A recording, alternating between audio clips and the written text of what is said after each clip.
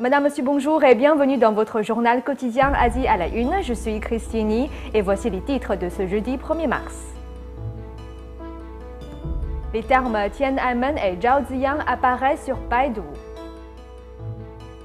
New York, grève de la faim pour le Tibet.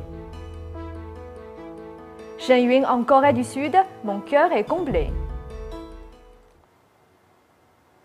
Le 18e congrès national du Parti communiste chinois approche. Des termes sensibles comme Zhao Ziyang et incident du 4 juin, jusqu'ici censurés, ont commencé à apparaître dans les moteurs de recherche en ligne.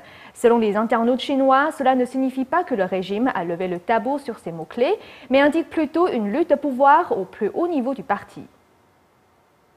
Mardi dernier, de nombreux internautes chinois ont découvert que le terme Zhao Ziyang apparaissait dans l'encyclopédie Baidu, une encyclopédie chinoise en ligne. L'encyclopédie Baidu et le moteur de recherche Baidu sont fortement censurés. Mais maintenant, lorsque les termes Zhao Ziyang 4 juin sont introduits dans le moteur de recherche Baidu, plus d'1 million de résultats s'affichent.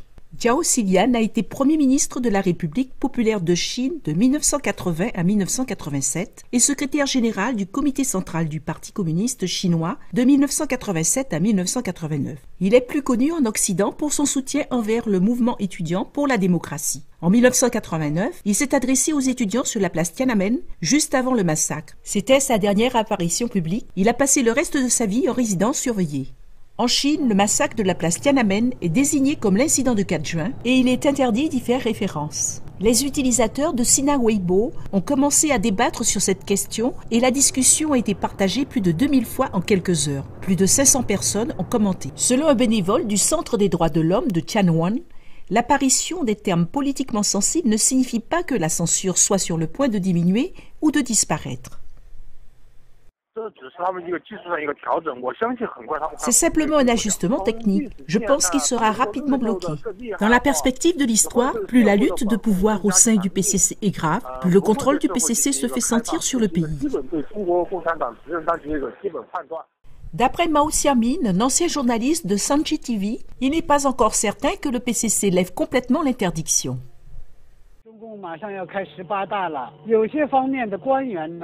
Le 18e congrès du PCC approche. Certains responsables devraient montrer une attitude claire en réprimant les gens qui utilisent le pouvoir d'Internet.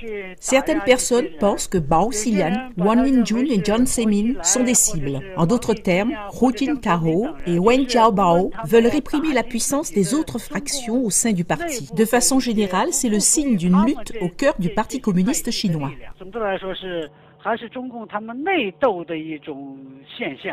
En raison de l'attitude indulgente de Zhao Ziyang envers le mouvement étudiant pour la démocratie et l'occupation de la place Tiananmen, les autorités communistes chinoises le désignent toujours aujourd'hui comme une mauvaise influence. Il est considéré comme l'une des icônes du mouvement démocratique chinois moderne.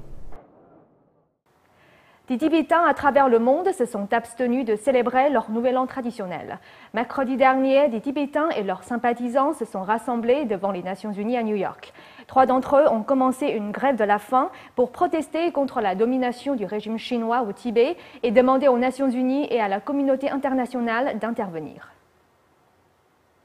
Mercredi dernier, les Tibétains ont passé Losar, le jour du Nouvel An tibétain, devant l'immeuble des Nations Unies à New York, en mémoire de ceux qui ont sacrifié leur vie pour protester contre la domination oppressive du régime chinois.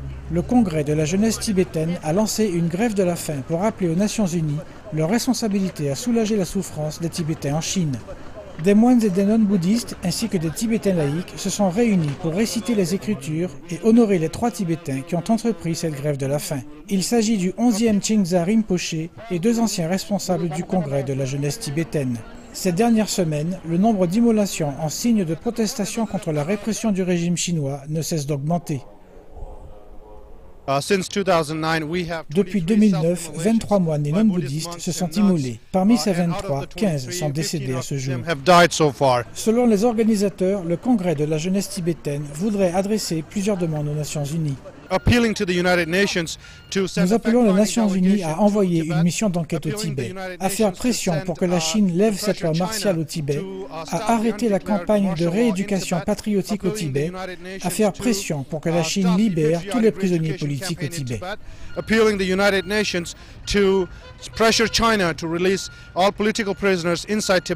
Le Congrès de la jeunesse tibétaine espère que les Nations Unies joueront un rôle actif. Les Nations Unies en particulier ne prennent pas position pour notre peuple, ni pour notre cause. La porte-parole du Congrès de la jeunesse tibétaine explique pourquoi les immolations dans certaines régions tibétaines ne cessent d'augmenter. Ils font cela pour leur pays, pas pour eux-mêmes. Ils veulent que les gens sachent ce qui se passe au Tibet. C'est le message fort qu'ils veulent envoyer. Le Congrès de la jeunesse tibétaine appelle les dirigeants mondiaux et les gouvernements à intervenir et à demander directement au régime chinois de stopper la répression au Tibet. NTD News, New York. Les fans d'Apple à Shanghai pourront continuer d'acheter le iPad. Un tribunal de Shanghai a rejeté la tentative d'une société chinoise de faire interdire la vente de la célèbre tablette informatique. ProView Technology, un constructeur informatique de Shenzhen, déclare que la marque déposée iPad lui appartient. Elle a déjà réussi à faire interdire la vente des produits d'Apple dans plusieurs autres régions.